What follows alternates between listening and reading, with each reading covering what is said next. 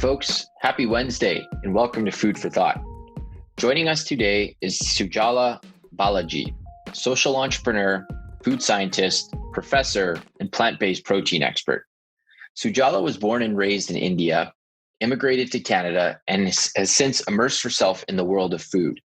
She is a trained food scientist, has a master's degree in biosystems engineering, specializing in egg and food sciences, and has since taken this technical knowledge base with her into the realm of entrepreneurship with her company, Kosha Foods. There's no better person to dive into the world of alternative proteins with. Sujala, where does Food for Thought find you? Hi, Mike. Food for Thought can find me in Toronto, Canada.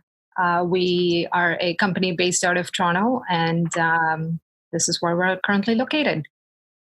Fantastic. So I want to dive into your professional experience, but it's incredibly vast, and I'm not exactly sure where to start. So maybe paint a picture for viewers of where you started in food and where you're at now. Okay. Let me give you a little bit of my origin story, I guess. That will help you understand how I came into work in the food and ag space. I grew up in India for most of my childhood, and I moved to Canada to go to grad school, and which was in the Faculty of Ag and Food Sciences at University of Manitoba. So growing up in India also gave me an understanding and appreciation for growing up closely watching how food was grown. Whereas when I moved to Canada, it was very isolated. I was not able to see any farms close by as far as I can see. Considering that prairies was the heart of Canada's agricultural landscape, it was still very significantly different from how food was primarily grown in India versus Canada. Anyways, so that got me more curious into exploring more of the agriculture and food in Canada, and I finished my master's in biosystems engineering and started working for a startup which was producing flax oil at a industrial scale. Back then it was a startup, and we were the first company to have a patented technology or patent pending technology at that time to produce flax oil. So the functional foods and the concept of producing food that benefits health was somewhat incorporated during the early stages of my career. And personal changes have had me move to Ontario, and that led me to start working for a large dairy company where I was doing R&D, and my startup experience included R&D and product commercialization, and that flew well into the dairy space as well, where I was working in the particularly in the processed cheese side of the business, creating products and improving recipes to produce products more efficiently, and some cost saving initiatives. And these were some of the projects that I was heading, including some new product development projects as well. And somewhere along the way, it felt like the products that I personally was creating in that company were not necessarily promoting health for consumers in any way. And the impact of meat and dairy on the environment was getting a lot more attention. And it made me question whether, as a food scientist, how much of a responsibility do I have in producing a meaningful impact with the education and the experience that I have in the industry, and how best to use it. So that led me to pursue the entrepreneurial journey. But growing up, even, 6, 7 years ago, if you had asked me, I would have said entrepreneurship is something that I've never even thought of. But I guess it's really just observing what's happening around you in the world. It felt like I had a responsibility to step up and make impact with my career. So currently, I run a startup called Kosha Foods, Kosha, which is a word derived from the yoga philosophy, which represents the mind, body, and soul. So at Kosha Foods, we commercialize millet grains. For anyone that have not heard of millets before, it's an ancient grain. I would say millets are going to be the new quinoa in a few years. It's where quinoa was at a few years ago in terms of its popularity.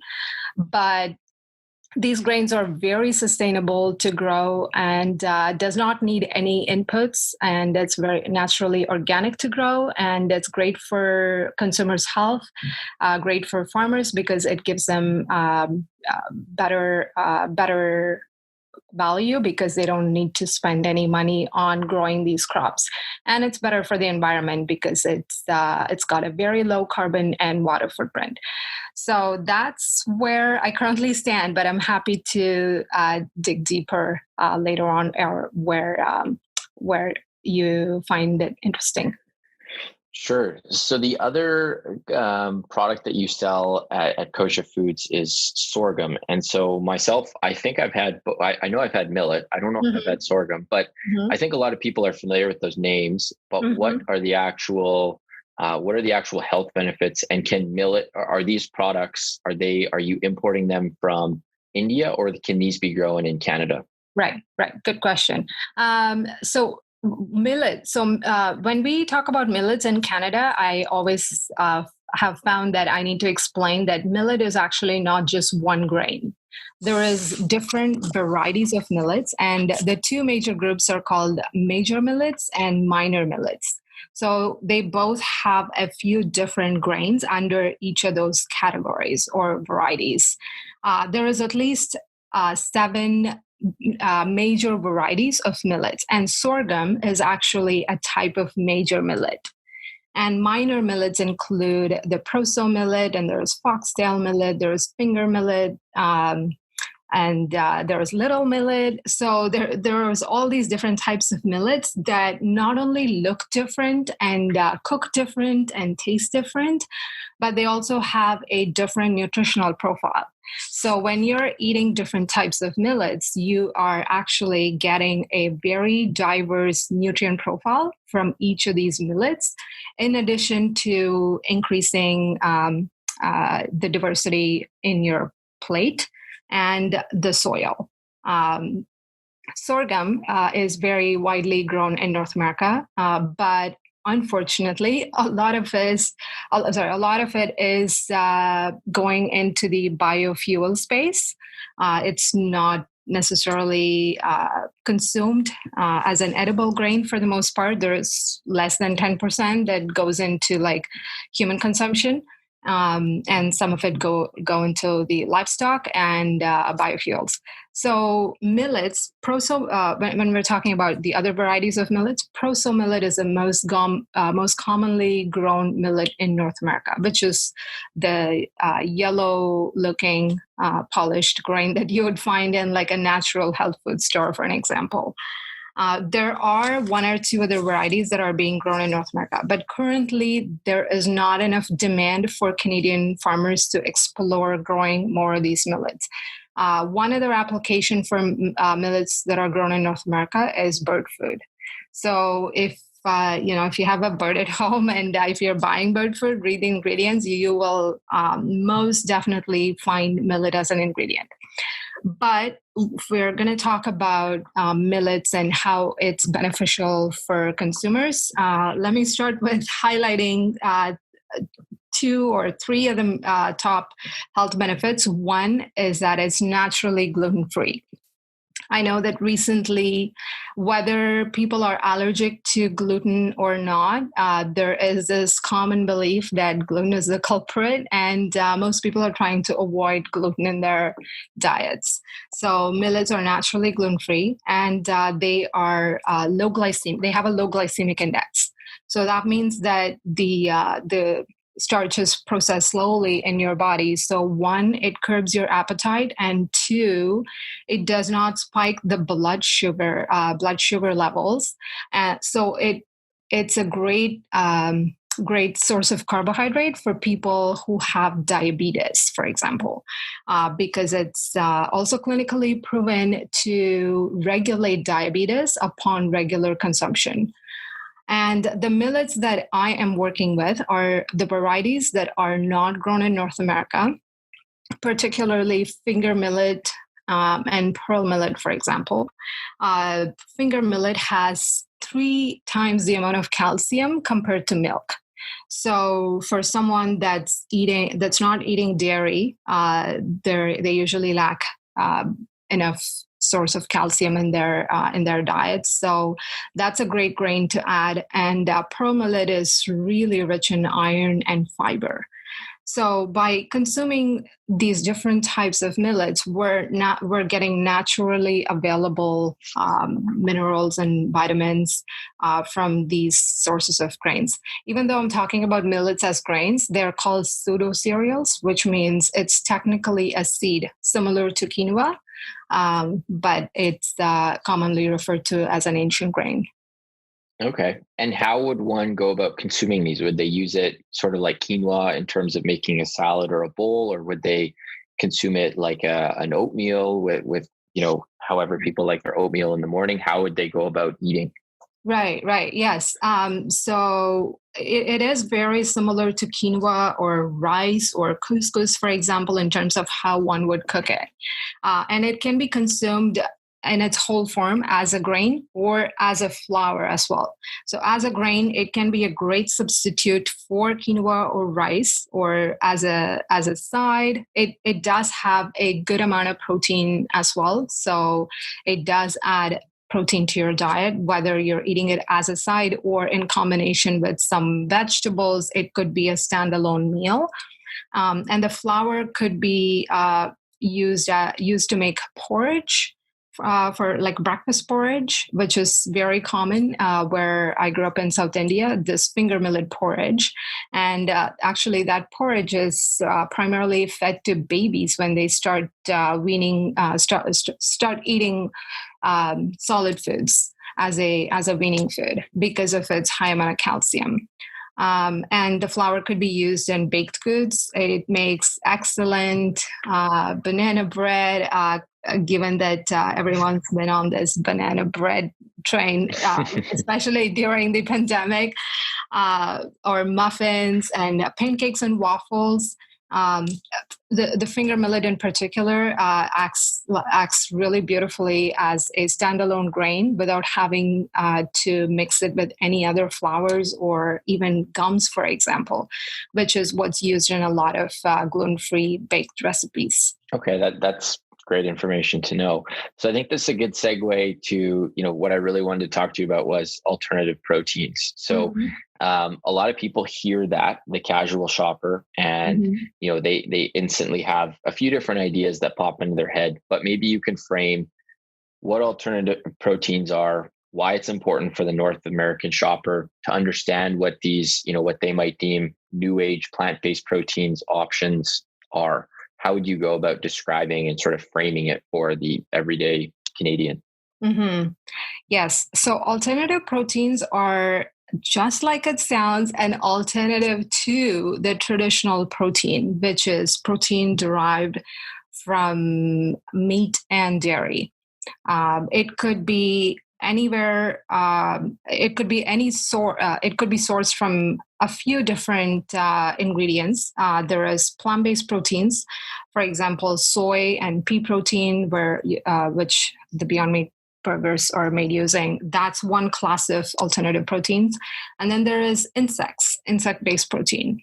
And then there is cultured or cell-based meats, which is still at a very early stage. I don't think there is enough consumer awareness in that space quite yet. But there is a significantly growing number of companies produce or researching cell-based meat.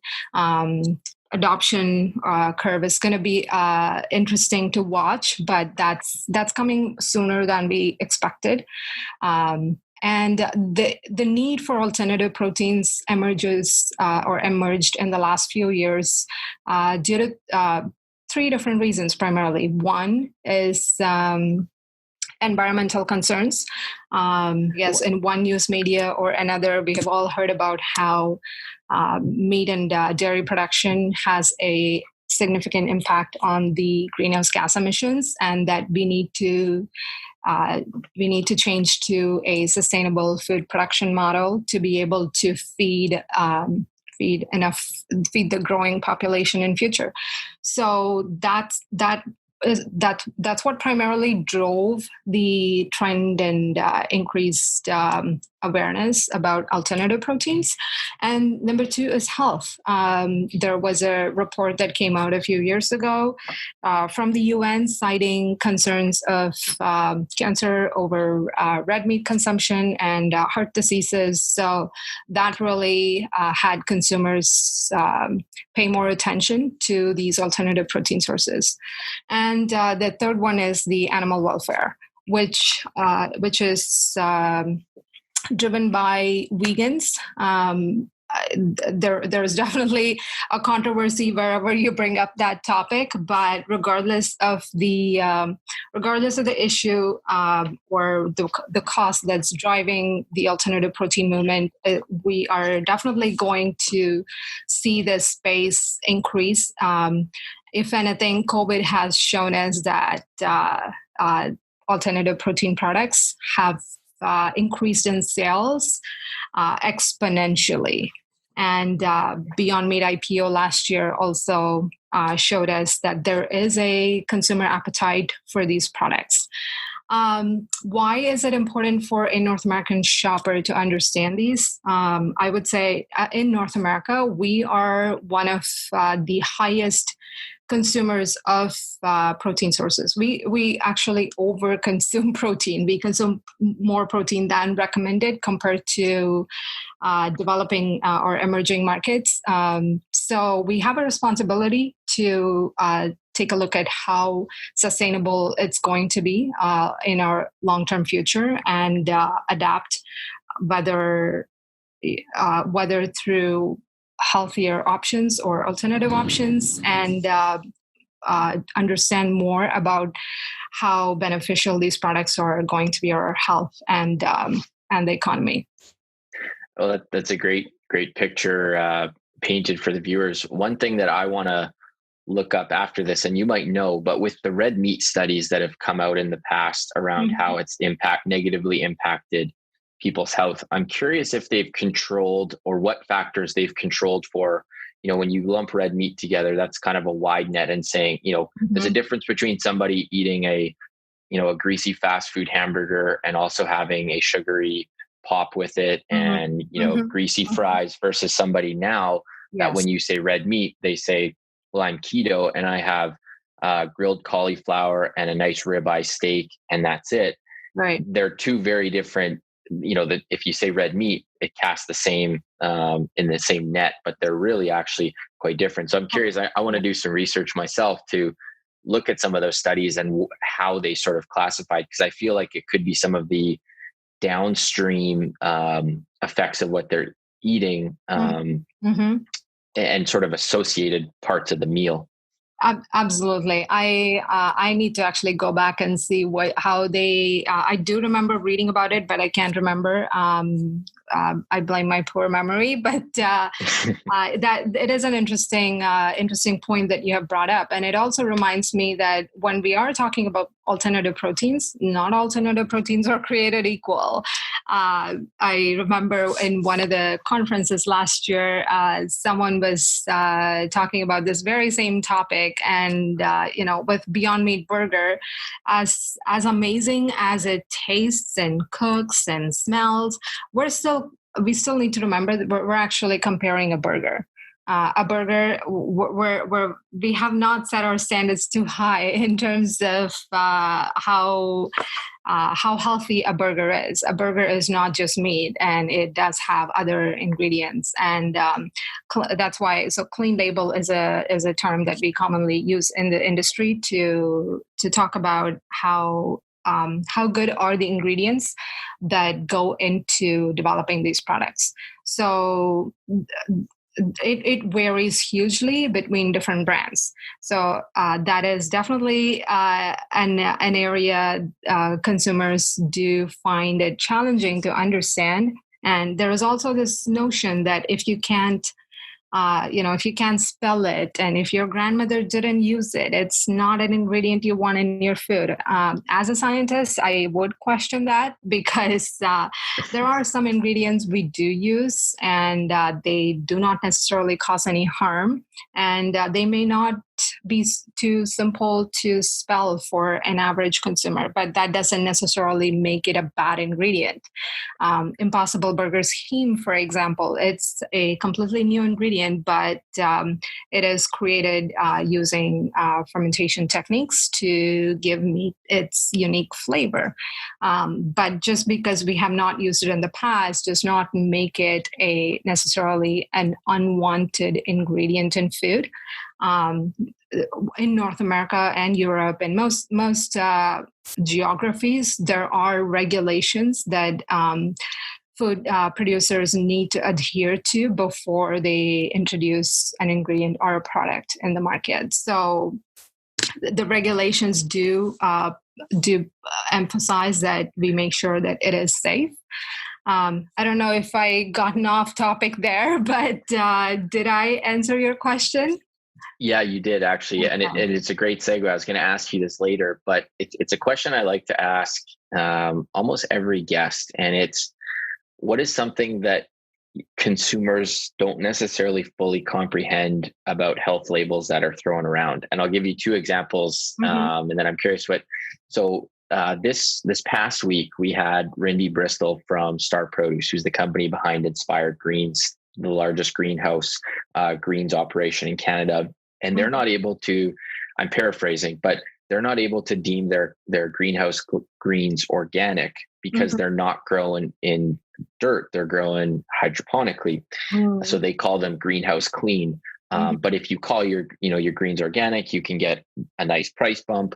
Or in the case of, if somebody is trying to be vegan and they're trying to, create some lifestyle changes, they automatically assume that if something, is considered vegan, it's healthier. But then if they go and get some blood work done, they might realize that they're actually quite deficient because they've removed vast food groups from their diet. And so there's nothing inherently wrong with any of the labels or the diets. But I think there needs to be the education and awareness around what ingredients you're swapping in and out, and are there going to be gaps? What you said about, folks that are going dairy-free and millet that has 3 times the amount of calcium. I mean, that's fascinating to me. I would have never thought you could get calcium from, a grain, right? Or a cereal, as you said. So I don't know if there's any examples that you see that are obvious, in the market.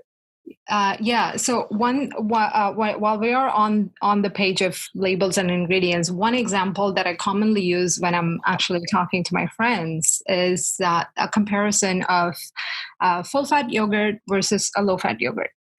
We want to reduce fat. We want to consume, I don't know if fat is the enemy anymore, because now all of a sudden fats have become like a star in certain diets. But just talking generally for a minute, if you compare full fat yogurt ingredients versus low-fat yogurt ingredients, you will find that when you are taking the fat out, you do have to replace it with something else to compensate for the texture and the mouthfeel you would get from a full-fat yogurt. So there are ingredients that are used, for example, xanthan gum or carrageenan, which is actually used quite commonly in creams to give it the viscosity. So at what expense does a consumer want to limit their fat or sugar intake? And when we're talking about sugar, for example, it will be stevia, or stevia is fairly new, and it's probably the best natural sugar alternative. And there is sucralose. Sucralose has been shown to have negative health effects in clinical trials and studies. So if you're going for a diet Coke or a diet Pepsi, What is it that you're sacrificing? I understand that as a scientist, it's easy for me to read the labels and understand these things, but I don't think the uh, public health guides do a good enough job in explaining consumers about these different ingredients and its health benefits, or even like how can one read these labels and understand them better. And I at the same time, I also see these Instagram influencers giving ingredient advice with absolutely no knowledge in the field or experience or any science background to back their claims. So unfortunately, I see people following their advice and avoiding certain products, and that's not necessarily the right path either.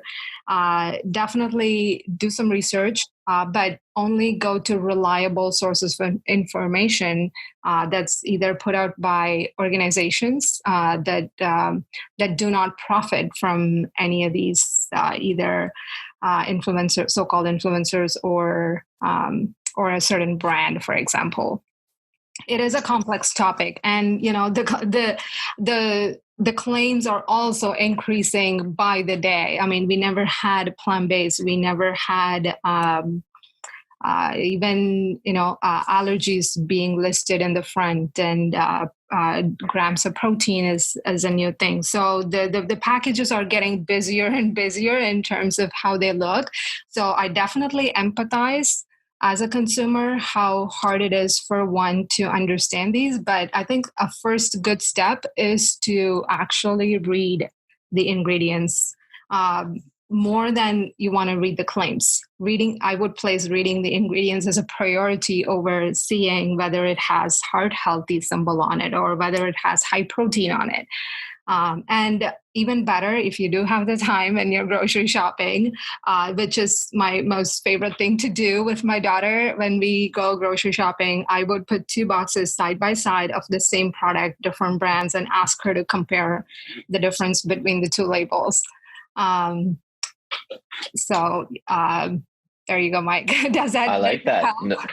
No, that's a good good thing to keep in mind for anybody. And I think I asked this question to a past guest, Robin O'Brien, on the show about, you look at the CPG companies, the large ones, and these are multinational $billion+ companies. And is it their role to educate consumers on food, or is it to make a profit? And the reality is right now, their investor base, it's to make a profit. And so, if you go on the back, and to your point earlier of how many of those ingredients can you pronounce, or do you understand what they actually are? And if there's too many that you can't, it's not that they're inherently bad, but if you're looking for just a simple way to start eating healthier, is it a matter of, do I understand what this is? Yes. And if you do, then, eat it and eat it without guilt. And not to say that the other way is, but that's a great way. And especially educating people while they're young, because, not everyone has as much time as you and I to understand food. I mean,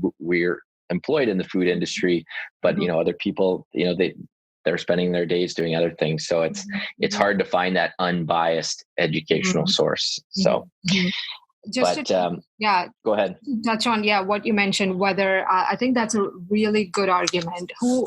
Where does the onus lie in educating the consumers versus making the profit? Should the companies do more to educate consumers to help them understand what's healthier, and do they have the responsibility to produce products that are healthier? I would say yes, but it's not 100% on the company either. So if we're going to place all our expectations on the company to produce only the best tasting, healthiest food products for us, like, when are we going to take responsibility for ourselves? We want to indulge At the same time, we want the companies to create the healthiest products for us. I feel like that's a bit too much to ask. And I speak that as, from a personal experience as a consumer and also as an industry professional. If there is no demand for candies, which is 100% sugar, if you stop buying candies, the company is not going to keep producing candies. If when there is a demand, the company is going to cater to that demand, because ultimately they have to make money to be able to stay in the game. So when consumer behavior changes, the company is going to adapt. So they're going to provide more or create more products based on the habits and the changes in consumer behavior. So we also need to take a personal responsibility to demand that through our consumption patterns. Definitely. And maybe this is the last point I'll make on this, but it's interesting. I remember a couple of years ago, I went to my family doctor and we were talking about diet, and she was, sort of she was a nutritionist and, certified and everything. But she was, telling me about the Canada Food Guide and what I needed to follow. And I think at the time it was, don't quote me, but 6 or 8 servings of grains, and that I needed to eat cereal. And now that I'm more educated on food, it's interesting because you realize, cereal is a product of these large multinationals that have spent millions and millions of dollars on food lobbying to get the governments to have. And we saw even just recently what happened to the dairy community felt left out when the Canada Food Guide changed, and how much corporate influencing dollars go into the food guide. And I just thought it was interesting to me because, growing up, I ate cereal all the time. That was just a normal thing to do in the 90s. But now, you look at this profile of cereals and they're, fairly like empty carbs that, raise their glycemic index is high. There's lots of, added sweeteners and sugars and stuff. So it was just kind of interesting that coming from a nutritionist. I'm not saying it was wrong. It's just, it was interesting. The more that I've gotten to know about food, this sort of really traditional rooted, well, this is what the Canada Food Guide says, but it's not necessarily to say that the Canada Food Guide is it's kind of a one size fits all, but it doesn't necessarily cater to everyone's needs. Yeah, no, absolutely. And I remember as a teenager, I believe, in India, grabbing my first box of Kellogg's Frosted Flakes, and I thought it tasted amazing. So yeah, the cereal aisle unfortunately hasn't changed much in a few decades. And also it seems to be like a fairly slowing segment as well in terms of category growth, because lately more and more people are switching to cereal bars, which is again, I feel like we could just have this conversation about ingredients for the next few hours. Cereal bar is also another category where there is so much sugars or sources of sugar hidden as a sweetener in the ingredients and the package that we need to be aware of. But again, going back to what I said earlier, we definitely need to start reading ingredients if we're not already. Definitely. One cool thing on the cereal point is there are some interesting CPG brands out of the US. Magic Spoon is one of them that's doing a low carb keto cereal. I haven't tasted any of these, but I'm really excited to try them. So I think we've exhausted that topic sufficiently, but it was really interesting. So let's switch gears a little bit to a macro level. So you have a leadership role with a organization called Thought for Food, which is, the mission is listed as the world's next gen innovation engine for food and agriculture.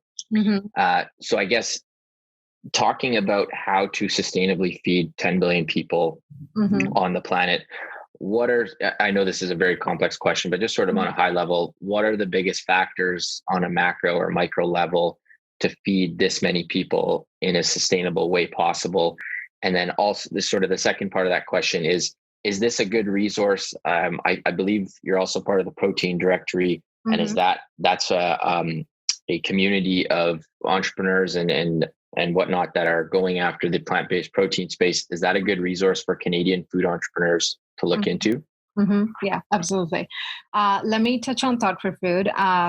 Yes, as you mentioned, at Thought for Food, we call ourselves the world's next gen innovation engine, meaning that um, it is on us, the younger generation or the current generation, because we're going to be the leaders of tomorrow, or we're going to live in the future and have the power to shape that world and make it better.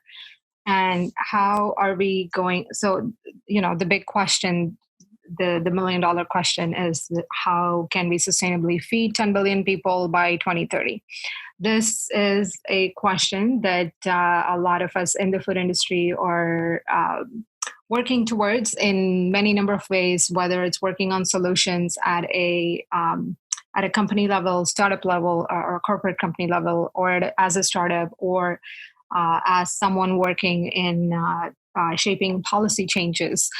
There is different elements that is going into answering this question, and obviously when we're asking this question globally, there are different ways of answering this question based on the location or the geography as well. What works in North America may not work in necessarily in Asia, and what works in South America is going to be very different to India or Africa, for example. So at a macro level, I think we need to consider food waste. Although the reasons for food waste is very different from a developing country versus North America and Europe. And how can we make food production and consumption more circular? So the circular economy of food is also a growing or is increasingly gaining momentum.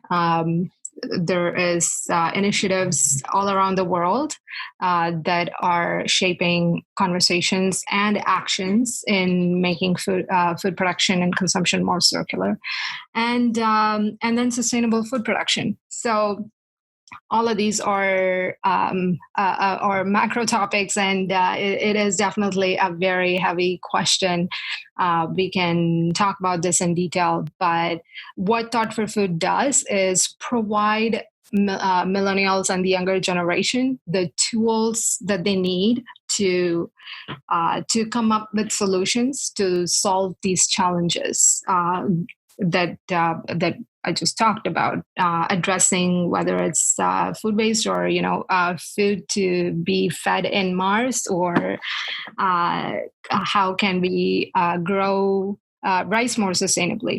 So whatever the problem is that one wants to solve, TFF or Thought for Food is a place to not only find a community of like-minded people, but also a network of mentors to help these people provide access to support and resources, whatever it is that they need. And we also have what is called a digital labs platform. I would say it's very similar to like a incubator or accelerator or an incubator, but it's all online. So it's available for anyone, anywhere in the world, regardless of what their background is and where they're located. As long as they have an internet connection, they have access to incredible resources and people to help them create startups or improve on their existing ideas and the solutions that they're working towards addressing this big question on feeding the world sustainably. And Protein Directory is somewhat specific to people working in the alternative protein space. It is a global community of like-minded people who are all involved in shaping the alternative protein world in one way or another. There is investors, there is people who are in the corporate roles, but interested in the alternative protein category. And there are startup entrepreneurs. So definitely, yeah, it is a great resource for anyone to check it out. And it is currently free to join. It is. It's definitely a community that's very open-minded in terms of sharing and supporting each other, because we're all working towards this common goal, which is producing proteins sustainably.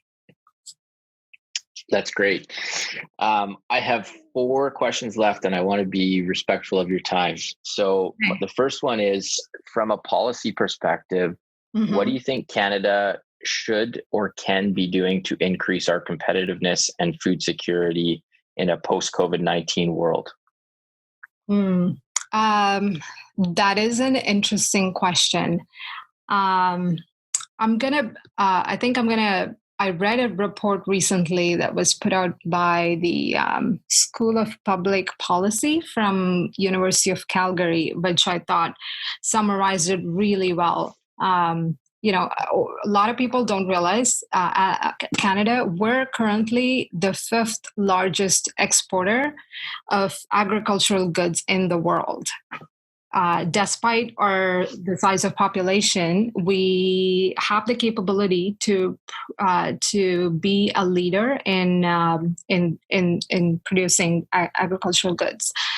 And just to put that into context, pea protein, for example, we are the leader in the world in producing peas and extracting the protein isolates. So most of the pea protein that's going towards the alternative protein companies like Beyond and Impossible, are grown in Canada and processed in Canada. But where we're lacking is using that opportunity and tapping into that potential to position ourselves as a leader in making us the innovation leader as a country. That seems to be something that's really been bothering my mind in the last few years ever since I have been on this entrepreneurial journey.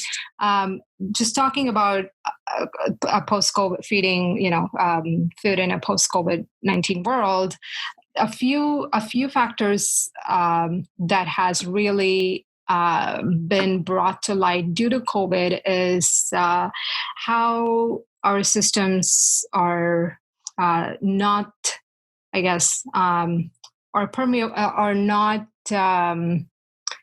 not suited for immediate changes.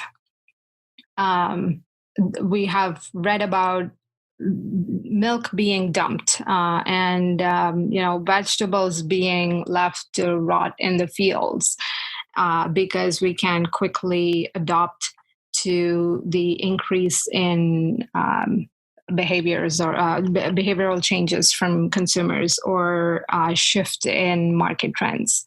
So financial assistance and relief to farmers is something that has been or is being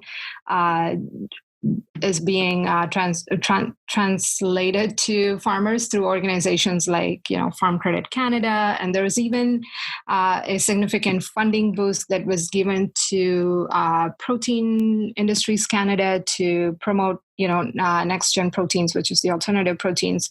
So yeah, financial assistance for farmers obviously very important, and removing some barriers to trading oilseeds and grains and lentils. That has been something that's been in discussion too.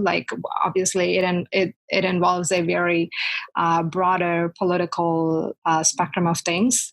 So I cannot unfortunately talk more about that. Probably I'm not an expert to talk about that either, but that's definitely a factor that is going to determine how we're going to come out with a food secure country post-pandemic. And as I was mentioning earlier, value addition to the crops that we produce here much more investment needs to happen, or much more emphasis also needs to happen in that space. I think just in the last year or two, the Canadian government has been stepping up in providing more funding to encourage value addition to the crops that are grown in Canada, but more investment needs to happen in that space so we can take advantage of those opportunities and also produce more value for the crops that we grow here. So I would, those are my three highlights that's also like based on some reflection from the report that I was mentioning. Okay. No, that's great. I'm curious. So you spent 7 years with a major Canadian dairy company as a product developer. I want to say this was from 2010 to 2017. Mm-hmm. Was the dairy-free movement truly on the radar of dairy companies at that time, or was it kind of always considered a niche thing that would never really blossom? Obviously, just last week, I want to say it was Oatly, their $200 million sale of a small stake that included Oprah, Jay-Z, garnered a lot of attention. Was it on the radar, or was it taken seriously at that time? Right. Good question. So this company this dairy company that I work with, they are globally the second largest dairy company in the world. Yet, even at the time that I left the organization in 2017, there was absolutely no conversation about the non-dairy space at all, which is somewhat surprising to me now that I'm looking back, although I am not sure what's the current status of things. But as an industry professional who has this corporate experience, am I surprised? No, because large corporations, their focus is to once they have established their brand, it's to just grow at a scale, and they are not super. I guess have a strong innovation mindset like startups do, and obviously that's due to the structure in the organization that does not encourage the innovation mindset.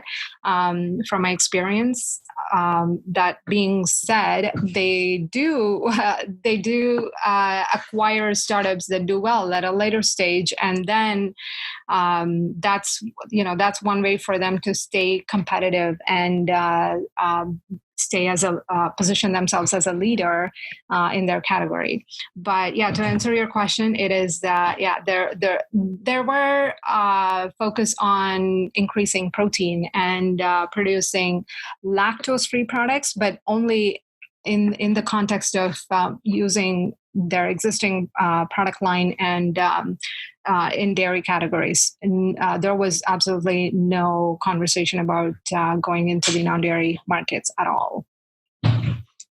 That's really interesting, but not overly surprising, just with big companies. It's not surprising. Although I think in the last 2 to 3 years, we have seen Maple Leaf announce themselves as the leader or the number one. Their goal is to become the number one protein company on earth. And Cargill, I think, has also revised their mission statement.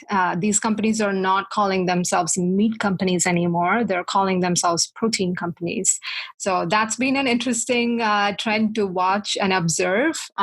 Dairy still, I'm yet to see a dairy company still do that, although we have seen some large dairy companies in the U.S.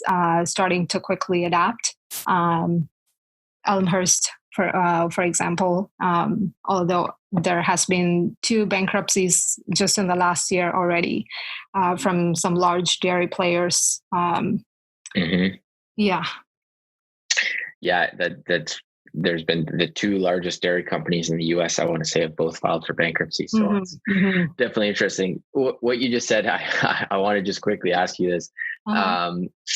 Where do you lie in terms of plant-based products being put in the meat section or dairy-free products being called milk, let's say? Like, do you think that they should be forced to be a new product category, or is milk specific to, like, is the origin of the word milk specific to dairy, or it's specific to a chemical process or a type of product? I know that's a pretty juicy question, but in brief, do you have a thought on that? No, I like that question. I don't know if I'm biased because I am working in the alternative protein space, but I believe that we're living in a world that's changing by the hour due to due to new technologies and new processes. So maybe traditionally we used to call milk only if it came from an animal, but with how quickly the world is changing, I don't think if we can create a product that actually does taste like milk and does what milk does, why not call it a milk and put it in the dairy aisle? If it looks like meat, tastes like meat, put it in the meat aisle.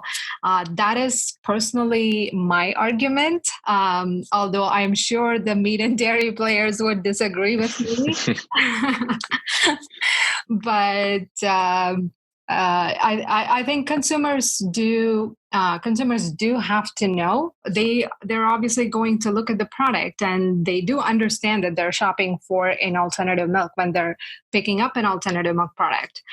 So the labels do say that it comes from either plants or animals. But if that's clear, why not put them in the same grocery aisle or shelf right next to each other? So you give consumers a fair opportunity to choose what they want to choose. Mm-hmm. Yeah, well said. Well said. Last two questions. So we're starting to see a major push towards diversity and more inclusive hiring practices to get more women and minorities on boards, senior leadership positions. You've obviously been very successful rising to leadership positions within companies and also in an entrepreneurial realm and going out on your own. What advice or insight might you give to someone in their 20s that's trying to find their stride, or even in their 30s or 40s, to look to grow their career in a meaningful way? Yeah. I'm just let me, I guess I just want to be like completely open and honest and tell you that it hasn't been easy, especially as a woman of color. I have definitely faced bias and discouragement when I tried to move up the career ladder within the corporate environment. It was very direct. So it's not easy. And I'm glad that there is an increasing push for more diversity and in board and senior leadership positions. So I'm glad to see that. So if I were to give some advice or insight, I would say find a mentor. Because oftentimes when you're trying to do this as an individual, when there is no one else that you can go to for like any support or guidance, it can feel like there's just no support. So I mean, I'm giving this advice right now, but I would not have given the same advice 10 years ago because I didn't know at that time. So I think looking back, that's definitely something I tell fresh graduates and even students that reach out to me.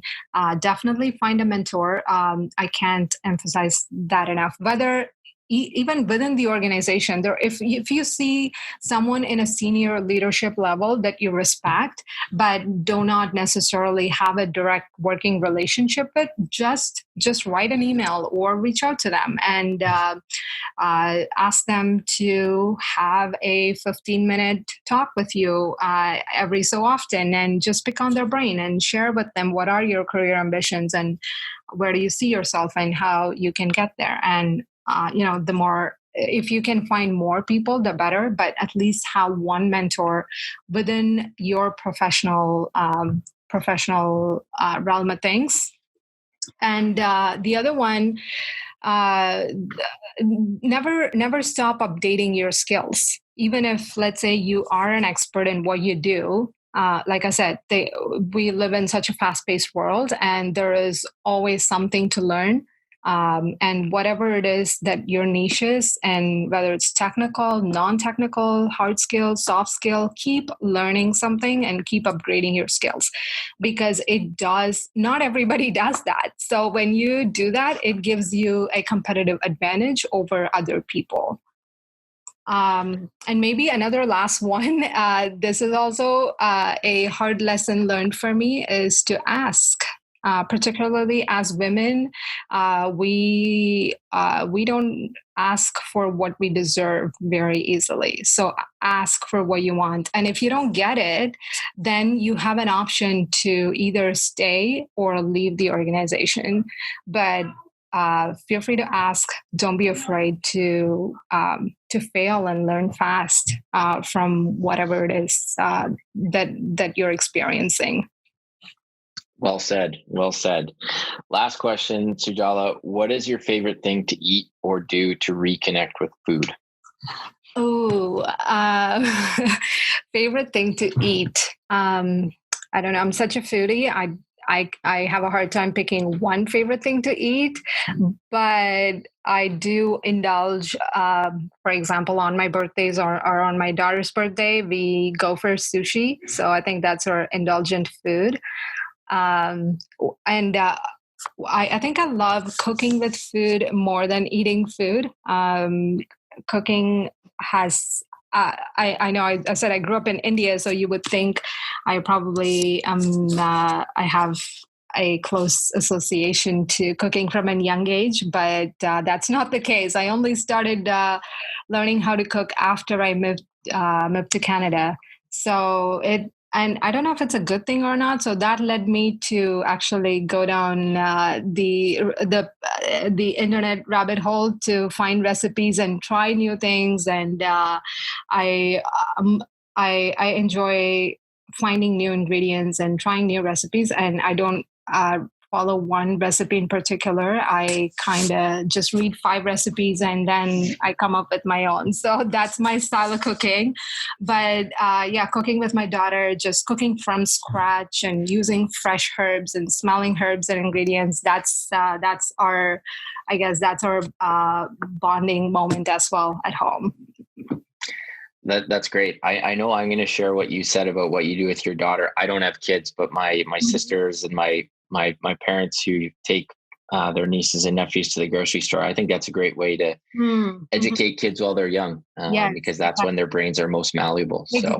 Exactly. And the fun way too is so when my daughter says she wants to buy a box of cereal, I would say, okay, you can pick a box as long as the sugar is less than 7 grams. So that makes it a little more gamey for them and fun for them. And you can, have ingredients that you want to eliminate or include. There are ways to make it fun for them. So it's a learning opportunity without telling them that they're actually learning something. For sure. Well, thank you for coming on Food for Thought, Sujala. I really appreciate it. My pleasure, Mike. Thank you.